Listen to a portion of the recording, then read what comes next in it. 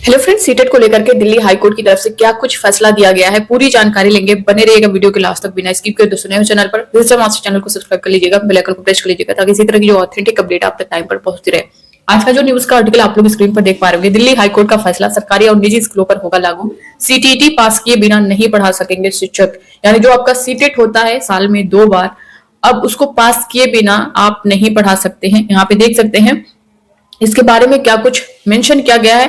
पहले से नियुक्त शिक्षकों पर भी नियम लागू, जो पहले से नियुक्त हैं उन पर भी ये लागू किया गया है। बिना कोई दस्ता परीक्षा दिए अरसे से निजी और सरकारी स्कूलों में पढ़ा रहे देश भर के शिक्षकों के लिए अब केंद्रीय शिक्षक पात्रता परीक्षा यानी सीटीईटी को पास करना जरूरी होगा। दिल्ली हाईकोर्ट ने अपने महत्वपूर्ण आदेश में कहा कि कोई भी शिक्षक इस पात्रता परीक्षा को पास किए बगैर अपनी सेवा आगे बरकरार नहीं रख पाएगा।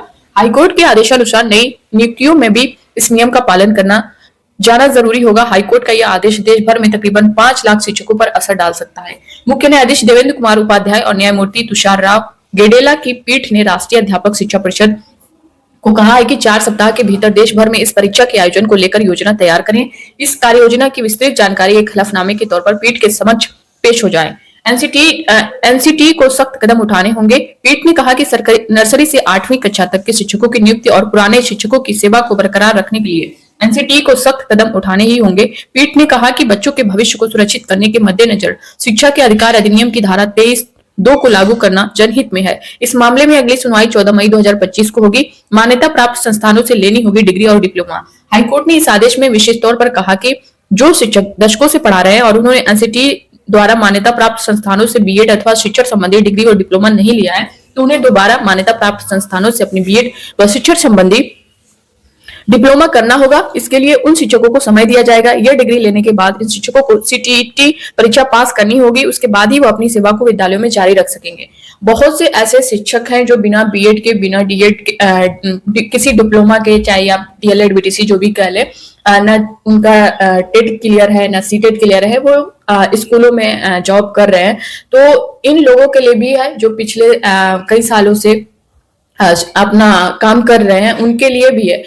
बीएड को कंप्लीट करना होगा, जो आपने डिप्लोमा कोई है उसे कंप्लीट करना होगा। सीटेट आपका पास होना चाहिए।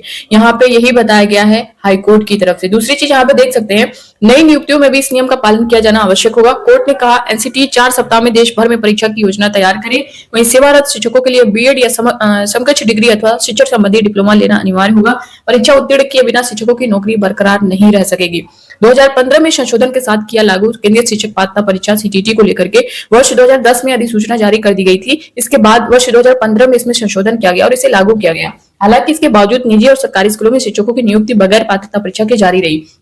तो अब ये सख्ती से बोला गया है। देख सकते हैं 5 लाख शिक्षकों पर कोर्ट के आदेश का असर पड़ेगा। 14 मई को मामले की अगली सुनवाई करेगा कोर्ट। जनहित याचिका पर आदेश दिया गया है।